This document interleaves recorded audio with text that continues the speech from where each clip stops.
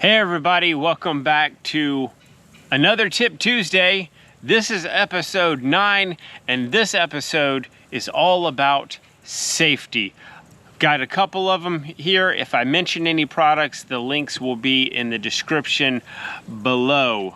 This is going up live on Facebook, but you are going to want to go to the YouTube, which will be on the Aquanut Academy channel, and check it out there. Really helps out. Really helps us out as far as keeping these things going. If you have any questions, go ahead and ask them in the live, and I will try to answer them. The first tip is safety equipment. Have some. And there's some very specific things that you should have. Number one is a life ring. This is pretty simple. You see them on boats, you see them around commercial pools, you see them around lakes, and it is just a ring that has some ropes on it. It is a flotation ring, and it typically comes with either a 30 or 60 foot cord, so that you can take that ring, throw it like a frisbee into the water where the person is struggling, and you can hold on to the other end, and once they grab that, then you can pull them back in with the rope. The other thing is called a shepherd's hook or a life hook, and it is just the way it sounds. It is a curved piece of metal on a metal pole, and you reach into the water, and whoever's in there, there's a motorcycle about to pass. Doing this live, you can't edit some of the stuff out. You reach in there, you grab that person, and you pull them to the edge of the pool. You pull them to safety. You get them out of the pool. Those are just a couple of safety equipment things that you should have. Now, when I mention this, people tend to come back at me with, Derek, these things, they cost so much money. And for that, I say, who cares?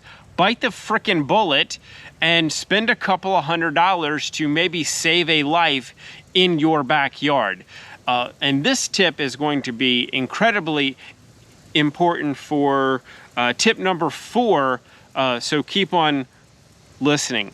Tip number 2, this is one that we talked about a lot over the past week, and that is having a fence, having a good fence, and having it at the proper height with the self-closing doors and latches so that children cannot get into the pool area. That is very critical. Having your property enclosed with a fence so that children, even though they're not yours, cannot get into the pool area. I showed a video, it was probably about 8 or 9 days ago, of a little 4-year-old girl getting into the pool area, and well, she got into the pool, went straight for it, couldn't swim. Somebody had to save her. That could have been prevented with the proper fence gear. There's a lot of different things that go into fencing. You can read up on fence law and what you have to have. I prefer a 6-foot high fence, but there are laws. I think you have to have a 4-foot high fence. The gates have to be self-closing and latching, so if you walk out, the gate closes and latches by itself. I think the latching mechanism has to be like 48 inches off of the ground, so a child cannot easily reach it. This is kind of some common sense stuff, but it's all about safety. Number 3, and this is one that it makes your backyard looks really, really good, and that is having string lights around the pool. Makes your backyard look good. I had string lights around my pool. I like to have some LED lights that have multiple different colors, but here's where people mess up, and they mess up bad. Stringing them across your pool. There's a couple of different reasons why you don't want to do this. The obvious one is it falling into the pool when someone's in it. Now, this could happen for a couple of different reasons. Number one, the attachments that you have it hooked to just falls in, and then you've got 120 volts of electricity going into the water, and hopefully nobody's swimming in it because you got 120 volts going into the water. Now, we talked about GFCIs, I think it was last Tip Tuesday, so you can go back and watch that. Hopefully that trips out before someone gets shocked. You also have the thing, what happened to me is I was cleaning a pool that had the string lights going right over top of the pool, and I hit it with my pole because I can't be looking down trying to brush the walls and looking up at the same time. It was a little bit awkward for me, so I hit the lights, and the zip ties that was holding it onto the metal cable broke because they've been out there for a while. It broke, it fell down. We were able to put it back up, but obviously I didn't do that because that is a major liability that you do not want. Electricity can kill, so don't string them across the pool, over the pool. Keep them on the outside edge, and keep them back from the edge of the pool a good 6 or 7 feet. Make your yard look good with them. I like them, just don't go over the pool with them. And I think that's pretty obvious that electricity and swimming pools don't mix. Number 4, going back to the first one, don't rent out your pool. Yeah, there's some companies out there that allow you to rent out your pool. I used them for a season. I think I had 28 to 30 guests, somewhere in that range, and I had a mixed experience with it. But you need to understand that the major company out there, when it comes to it, if a child falls in and drowns, like what recently happened, and you can find that article, maybe I can find it and link it in the doobly-doo, and then you can read that. The company will not have your back. And I know this firsthand whenever I had some problems with guests or swimmers that were in my pool. We had problems. The company should have fixed it and didn't fix it for me.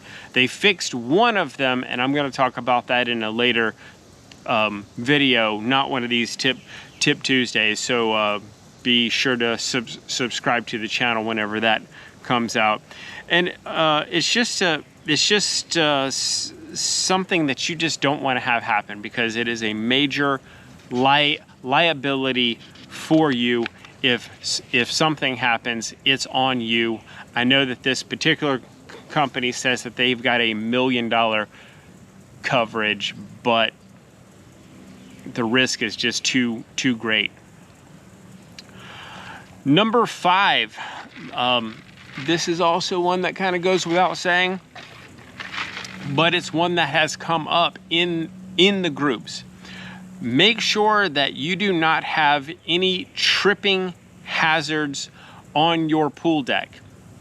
The one that came up a couple of weeks back was a commercial pool, and I don't even know how this happened, how somebody didn't catch this.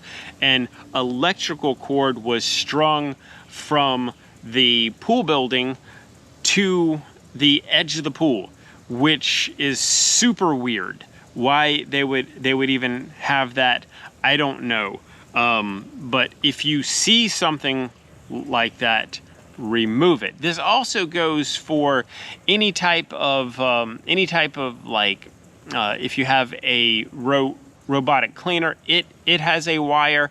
Take the cleaner out of the pool, put it away before you start swimming. You don't want to be swimming with a robotic cleaner. It also goes for people that have safety covers. There's these little screw things that screw up so that you can latch the safety cover on and it gets a good tension.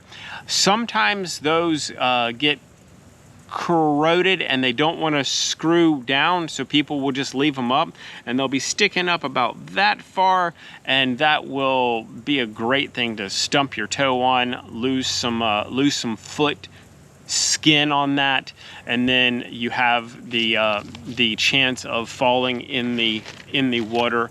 If not you, somebody else, say a child does it, and that is going to be the absolute worst. And the argument that I keep hearing over and over again, and honestly I'm kind of freaking sick of it, is I don't have kids at my house.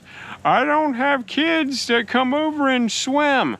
Well, if they can get into your backyard, you are responsible for this crap, okay? So make sure that you are taking all of the steps so that kids, whether they're yours or not, whether they're your guest or not, cannot come over and drown in your pool. Common sense? Agreed? Does everybody agree with that? Is that easy? Cool. It's easy. Thank you for agreeing with me. Let's see what else we got on taking out tripping hazards. Make sure that there's nothing like a broken down chair or anything that someone can trip on. For commercial pools, this is actually a law in my state where you can't have tripping hazards. DHEC sometimes catches it, but sometimes DHEC is just a kid that was hired for a little bit of summer work, and they don't catch it because they're not looking for it.